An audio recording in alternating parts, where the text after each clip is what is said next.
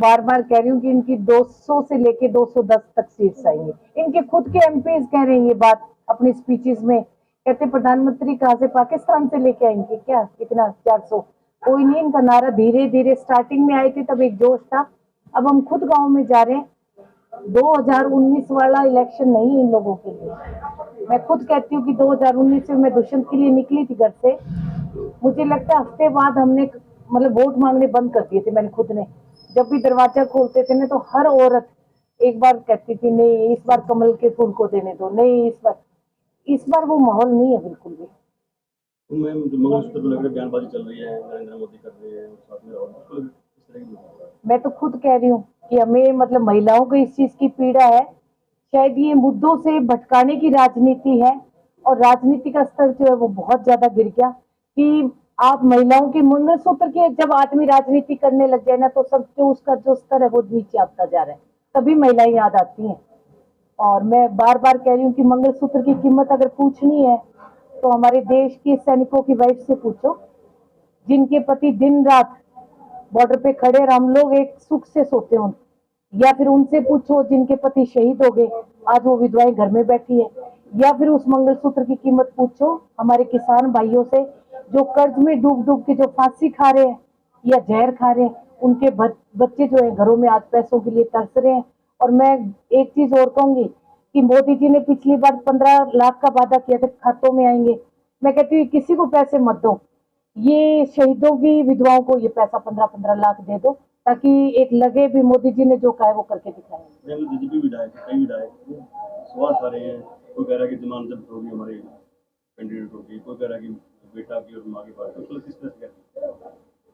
मेरे से कल भी किसी ने पूछा था और उन्होंने ये कहा कि वो कहते हैं कि हम जजपा के विधायक नहीं है, तो मैंने उनको कहा था कि मैं फालतू नहीं बोलूंगी उनके लिए बिल्कुल भी। जब भी देवेंद्र बबली का नाम आएगा तो हमेशा उसके साथ, क्योंकि पहले विधायक नहीं बना हुआ, हमेशा उसके नाम के आगे लिखा हुआ आएगा जननायक जनता पार्टी का विधायक देवेंद्र बबली।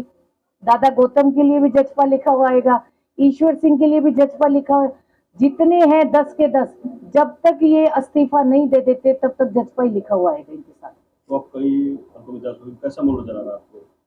क्या चीजें? चुनावी माहौल कैसा नजर आ रहा है? मुझे तो बहुत अच्छा लग रहा है, बहुत महिलाएं इकट्ठी हो रही हैं। और उचाना में पहले दिन आई थी, उस दिन चौक में जो पुकर संधू में प्रोग्राम था, मैं कहती हूँ, और कल बालक का जो मैंने प्रोग्राम देखा तो लोगों का रिस्पांस बहुत ज्यादा अच्छा है। बाकी इलेक्शंस जो है वो 20 तारीख के बाद जो है वो सामने आएगा सारा। मैं तो मेरा खुद से मुकाबला मानती हूँ। मैं कहती हूँ नैना चौटाला मेहनत कर, घर घर जा, हर वोट को बटोरने का काम कर और जीत के इन लोगों के बीच में से दिल्ली पहुंचने का काम कर। कहते हैं कि जो पार्टी है बीजेपी, वो वोट काटू है, उसमें वोट काटने के लिए चलो जेजेपी तो वोट काटू है, तो मैं हुड्डा जी के लिए कहूंगी कि वो घुटने टेक है। 4.5 साल जिस हुड्डा ने विधानसभा के अंदर एक बारी भी बीजेपी का गठबंधन सरकार का विरोध नहीं किया, आज सरकार जो है वो गिराने की जब बारी आ रही है तो डर के मारे, मतलब महामहिम के पास भी नहीं जा रहे, उनको डर लग रहा है कि जिस दिन तू चला गया उसी दिन केजरीवाल की तरह सीधा तेरे को ये लपेट के जेल भेजने का काम करेंगे। तो जेजेपी जो है वो कोई वोट काटू नहीं है, वो तो डंके की चोट पे इलेक्शन लड़ रही है। पर भूपेंद्र हुड्डा जो है वो सरेआम बीजेपी के आगे सरेंडर करे हुए बैठे हैं आज के दिन। कहीं बयान वायरल हो रहा है कि आपने 2019 में कहा था कि बीजेपी को समर्थन नहीं देंगे, तो समर्थन हो गया था, तो अब क्या कभी ऐसा हो सकता है दोबारा कि जेजेपी बीजेपी इकट्ठी हो जाए इलेक्शन के बाद? आज की परिस्थितियां तो बिल्कुल नहीं कहती कि हम लोग कभी इकट्ठे होंगे, बाकी तब भी हमने तो इकट्ठा नहीं होना था, पर मेरे को लगता है कि राजनीति में कुछ भी संभव है। पर बाकी इस हिसाब से जो डिच किया है उन्होंने, उस हिसाब से मैं कहूंगी। और ये जो पुरानी ऑडियोज निकाल निकाल के ये आजकल का बहुत बड़ा ट्रेंड बना हुआ है ये, तो कोई बात नहीं, निकालने दो, लोगों का काम है। और अभी मैं ऐसा कुछ नहीं कहूँगी, मौजूदा हालत में ये है कि हम बीजेपी के साथ नहीं जाएंगे। Thank you.